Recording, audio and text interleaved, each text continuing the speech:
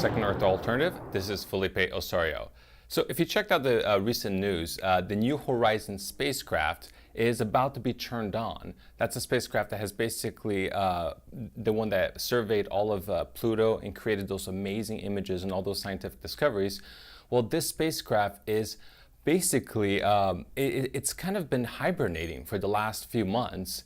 And now scientists are about to turn it on so that it can study the new object, which they think is kind of like a proto object that was here almost in the very formation of our solar system. And so yeah, let's see what happens. This spacecraft is said to be leaving the solar system soon. So once it does that, it's going to be one of the first spacecrafts that humans have ever made that has actually left the solar system. However, if you're expecting it's going to go to a new star, it would take about 58,000 years for it to go to the next star system. That's how big our universe is. So what I really actually wanted to talk about today was I got this footage that I believe might be depicting a UFO. And this happened about 3 weeks ago. Me and my wife, we were just out in the patio, and there was this brilliant, beautiful full moon. And so I decided to grab my camera, which is a Samsung NX1, which shoots a very, very clear 4K footage with a very good H.265 codec, which kind of holds a lot of color information for the memory. And then I use this lens right here. I mean, this is a Vivitar Series 1. It's actually a 210 millimeter lens. So this thing is like a telescope. I mean, you can see a lot with this. So what I really wanted to show you guys was this footage that was captured. And I was going through the footage, and just out of nowhere, I saw this like little dot that was racing across the moon. And then when I zoomed in, I realized, holy crap, this is an object that's racing across the moon that cannot be anything else other than something that's probably out in space. I did consider the possibility that this was a satellite. So I went on the internet and I decided to basically see if anybody else had anything similar. And there is a YouTube channel called Crow 777, and they also captured UFOs of the moon. So before I talk more about that, let me just show you one of the videos right over here.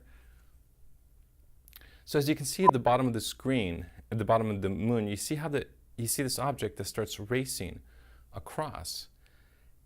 And it's really interesting, right? So let me increase the contrast a little bit so you guys can see it a little bit more clear. Okay, Now, what I found so interesting about this is that if you look carefully at this object, it's actually blinking on and off. And so I thought, wow, this is pretty amazing. So let me show you the inverse of this. Okay, you can see it again.